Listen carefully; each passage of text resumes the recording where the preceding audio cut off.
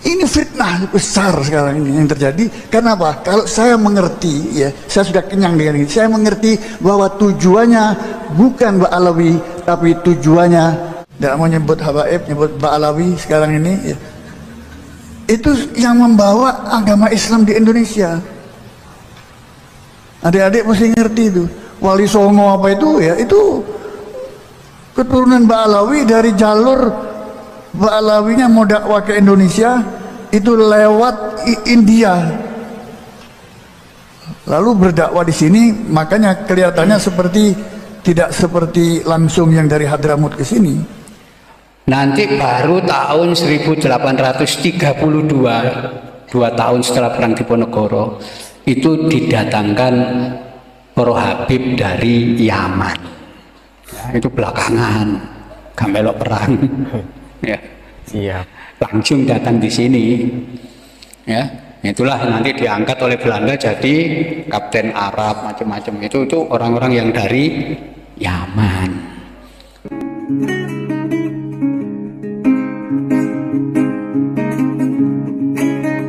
Mengalami disharmoni sekarang ini, disharmoni sosial.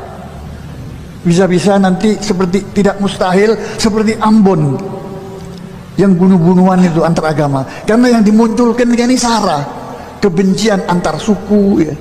Sekarang ini sudah dimunculkan, sudah jangan percaya sama ulama dari Yaman, itu asing, ulama pribumi saja. Mulai kapan ini dimunculkan?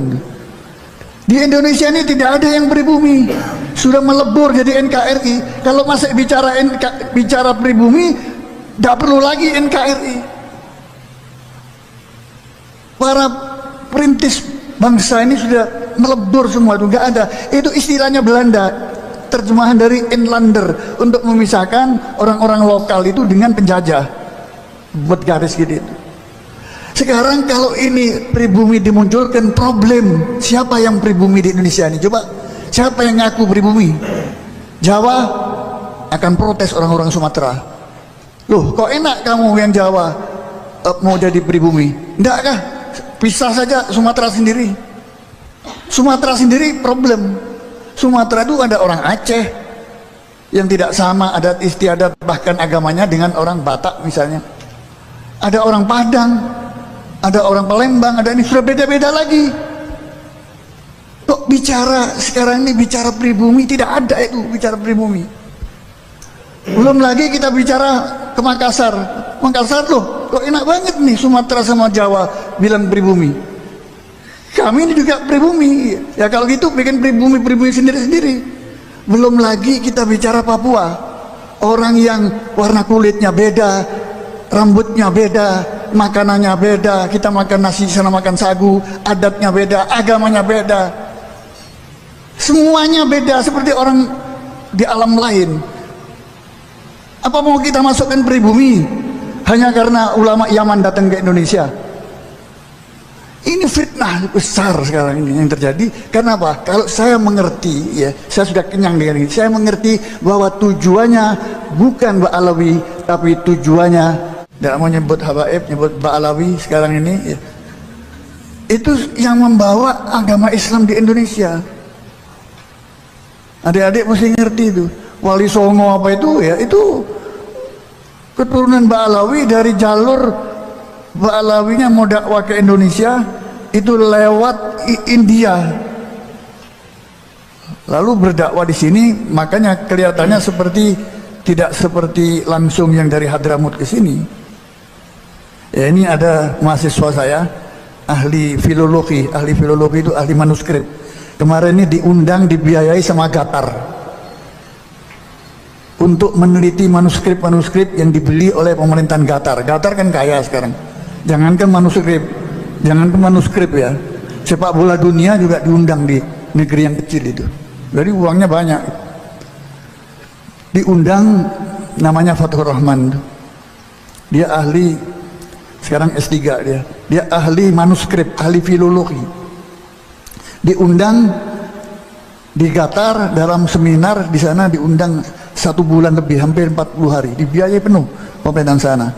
Itu ditemukan kalau Cina itu ada jalur sutra perdagangan, Kalau VOC itu ada jalur perdagangan VOC, tapi ada sekarang tuh jalur rempah.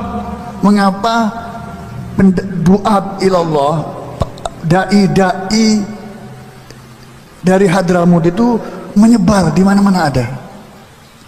Coba lihat di Aceh, itu yang membawa agama Islam di Aceh, Ba'alawi. Di Sumatera ada Barus, ada gunung apa Barus di Sumatera itu. Barus itu siapa?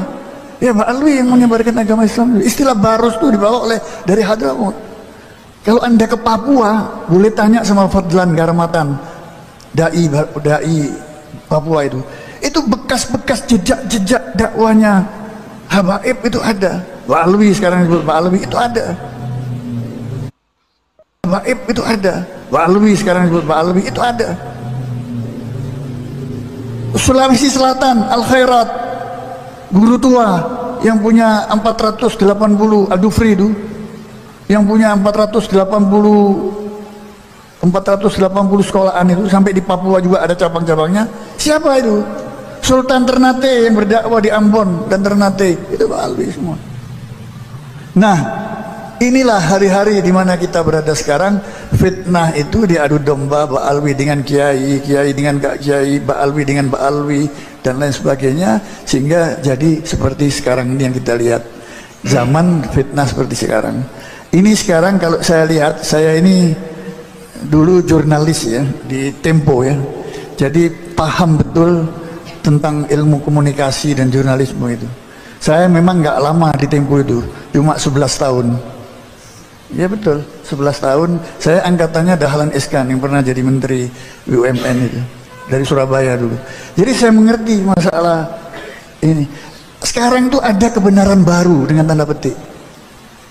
Itu mengadopsi kebenaran baru itu dari penasehat militernya Nazi, Hitler.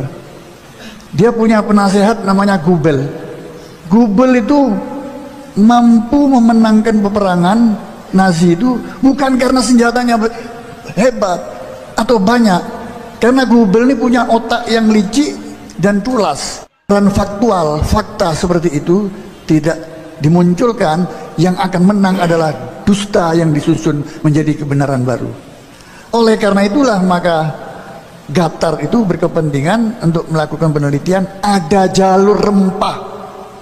Jalur rempah itulah menyebarnya, bukan untuk berdagang Ba'alawi itu, tapi untuk menyebarkan agama Islam, disebut sebagai jalur rempah, supaya rempah-rempah itu tidak dikuasai oleh VOC. Nanti dalam hari-hari yang akan datang kan ada bukunya nanti itu. Siapa dibalik daripada apa namanya jalur rempah di Nusantara dan Asia Tenggara itu. Itu sedang diteliti sekarang. Bahwa kedatangan orang-orang Arab itu ada beberapa gelombang di sini. Ya. Jadi pertama yang belakangan yang pakai gelar Sayyid, ya, itu masuk ke wilayah Nusantara termasuk di Jawa tahun 1790-an. Ya, kenapa? Karena di negeri Arab sedang terjadi pergolakan kaum Wahabi. Ya. Jadi kaum Wahabi tahun 1790 itu menyerang Karbala. Ya, karena dianggap sesat orang-orang di Karbala karena apa? Mengkultuskan kuburan Imam Husain yang mati di Karbala. Di situ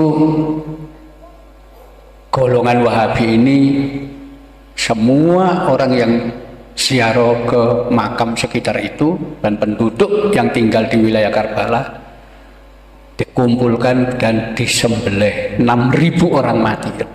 Masya Allah. Setelah itu bergerak lagi, ya, ke wilayah Hijaz. Ya.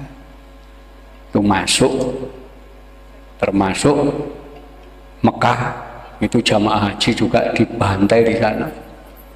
Orang-orang yang mengaku keturunan Nabi, para sayyid, para syarif, diburu-buru untuk dibunuh. Disitulah mereka melarikan diri. Sebagian lari ke Jawa, ya, dengan naik kapalnya Belanda. Ya, lari. Nah, sebagian di antara para sayyid dari Hijaz, dari wilayah sekitar Mekah, ya, Jeddah, ya, kemudian sampai wilayah Madinah, itu namanya wilayah Hijaz. Itu sebagian masuk ke daerah Surakarta. Ya. Mereka itulah kemungkinan kemudian oleh Sultan Hamengkubuwono II ditampung, ditolong, ya, dikasih tanah untuk tinggal di situ dan kawin dengan perempuan pribumi. Ya, wilayah tanah untuk para sayyid inilah, ya, yang di daerah Jogja sekarang dikenal dengan nama Kampung Sayyidan. Ya, itu sampai sekarang namanya Kampung Sayyidan. Para sayyid inilah yang nanti ikut perang mendukung pemberontakan Sultan Hamengkubuwono II. Ya, Sultan Hamengkubuwono II ini kakeknya Pangeran Diponegoro. Ya. Beliau kalah, ditangkap, dibuang ke Penang, ya, dan kemudian pengikut-pengikutnya melarikan diri, termasuk sebagian para sayyid melarikan diri. Ya, itulah tahun 1810. Ya, ya mungkin saja Sayyid Husain ini dari kelompok itu yang awal-awal itu. Nanti ketika Pangeran Diponegoro mengangkat senjata tahun 1825, ya, itu hampir semua para sayyid yang tinggal di Kampung Sayyidan ikut ngangkat senjata. Ya. Itu sebabnya ketika Pangeran Diponegoro kalah dan ditangkap, ya, tahun 1830, para sayyid ini dengan pengikut Pangeran Diponegoro tidak mau nyerah. Mereka melarikan diri semua, nyebar ke berbagai tempat. Ya. Itulah kita temukan banyak makam-makam para sayyid ini di berbagai wilayah. Ya, itu cirinya para sayyid yang berasal dari wilayah Hijaz. Ya, Hijaz itu di daerah Mekah Madinah sana. Nanti baru tahun 1832, 2 tahun setelah perang Diponegoro, itu didatangkan para habib dari Yaman. Ya, itu belakangan, gak melok perang. Ya, siap. Langsung datang di sini. Ya, itulah nanti diangkat oleh Belanda jadi kapten Arab macam-macam, itu orang-orang yang dari Yaman. Ya, jadi gelombang itu. Jadi karena Mbah Sayyid Husaini ini tidak ada nama Yamannya, berarti beliau orang Hijaz. Ya. Karena kalau beliau dari Yaman pasti ada nama marga. Nggak tahu itu Al-Aidrus, As-Saggaf, ya, Al-Jufri atau siapa, itu nama wong Yaman. Ya, jadi beliau lebih jauh, berarti wong sekitar Mekah sana, bukan dari Yaman. Ya, kita temukan di wilayah Lumajang itu makam keramat, makam situ ini, makam Mbah Saji, Mbah Saji. Nah, ketika kita lacak ternyata makamnya Sayyid Abdul Qadir dan Sayyid Abdul Rohim, pengikuti Diponegoro yang melarikan diri. Ternyata nama itu ada semua catatan itu. Ya, jadi saya kira itu yang perlu diteliti. Tapi lagi-lagi kita perlu cek, ya, seberapa tua usia ini. Ya, bisa saja lebih tua. Ya. Tapi yang jelas beliau orang Hijaz. Ya, karena nama yang terpampang di itu tidak ada nama marga. Jadi cirinya orang Hijaz itu tidak menggunakan nama marga. Kenapa? Rasulullah sudah menghapuskan nama marga mulai zaman dulu. Karena itu tidak ada yang menggunakan nama marga. Ya, itu sebabnya kalau orang masih punya nama marga berarti bukan wong Hijaz, bukan wong Mekah Madinah sana, pasti wong luar. Tidak tahu wong Libanon, tidak tahu wong Yaman, tidak tahu wong ini, pasti masih ada nama marganya. Nah itu, ya. Nah itu sebabnya kiai-kiai di Indonesia itu bergurunya kepada Sayyid dari Hijaz, ya. Salah satunya siapa? Sayyid Maliki Al-Hasani, itu wong Hijaz, ya, wong Mekah sana. Ya, jadi itu di situ latar belakangnya. Nah, jadi ada beberapa gelombang nanti kedatangan orang-orang Arab, termasuk Cino, ya. Cino itu yang datang di sini mulai zaman Mojopahit, zaman Singosari, itu Muslim semua, nggak ada. Ya. Nanti baru tahun 1720 VOC mendatangkan Cino agama Konghucu. Ya, itu baru belakangan zaman VOC. Ya, aslinya Cino Muslim semua. Ketika orang Indonesia masih belum Islam, Cino masih Islam dulu. Ya, jadi itu awal-awal. Ya. Nanti orang-orang Cina Konghucu itu yang disebut orang-orang Hokkien. Ya. Nanti kira-kira tahun 1864 datang lagi orang Cina Hakka. Ya, gelombang berikutnya yaitu wong Cina sing agamane Kristen, yaitu belakangan. Sejarah bagus nih guys. Karena dianggap orang baru dan agamane Kristen. Orang-orang Cina Hokkien ini gak seneng, ya, kalau Cina agamanya Kristen. Karena itu mereka memberi sebutan orang-orang Cina Hakka ini dengan sebutan orang asing, wong asing atau tamu baru, ya, orang baru, wong asing. Nah, basa Hokkien, orang asing atau tamu baru, ya, tamu dari luar, itu basa Hokkien ini Sinhe. Wong Jawa gak bisa ngomong Sinhe, Singke, ya, itu bedanya. Ya, Cina sing agamane Kristen itu disebut Sinhe atau Singke. Ya, nah itu gelombang kedatangan orang-orang Cina di sini itu sama seperti Arab, gelombang-gelombang. Ya, tadi tetap aja orang-orang di Nusantara ini mulai zaman kuno ya penguasanya tetap pribumi, ya. Baru belakangan aja pribumi ini rotok gak kuasa, ya. Kerja di mana-mana hanya sebagai TKI, ya, tadi buruh loh, ya, padahal dulu enggak, ya, penguasa di berbagai negara dunia itu biasanya wong Jawa, ya. Wong Jawa itu dalam sejarah pernah mendirikan kerajaan Angkor di Kamboja, ya, sampai sekarang rojo-rojo Kamboja itu turunan Jayawarman kedua wong Jawa, ya. Di Thailand itu juga begitu, kerajaan itu didirikan orang dari Suwarnabhumi Sumatera, kan itu dinastinya Suwarnabhumi. Nanti di situ. Nanti di wilayah Madagaskar di Afrika Timur itu juga ada pulau besar namanya Madagaskar, negara Madagaskar. Itu penduduknya bukan negro tapi wong kulitnya coklat. Ya. Kalau bicara bahasa Madagaskar itu banyak kosakata Jawa. Dan semua wong Madagaskar ngaku kita ini keturunan Jawa, cuma tidak tahu Jawa sebelah mana. Oke.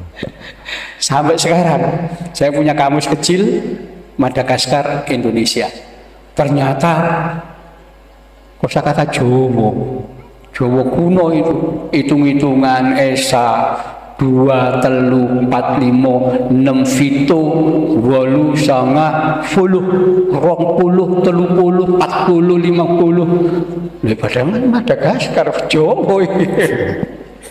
Jawa guys, Ya, keren dulu. sampai nanti ke apa, orang Maori di Selandia Baru, ya itu bahasa Jawanya wakai, termasuk orang Hawaii, orang Fiji, itu kosakata Jawanya banyak. Jadi Jawa itu dulu nyebar kemana-mana. Ya, nah, sekarang tetap aja kebiasaan nyebar ke berbagai negara itu tetap cuma statusnya mudun. Sekarang jadi TKI. Kalau dulu penguasa, sekarang jadi TKI.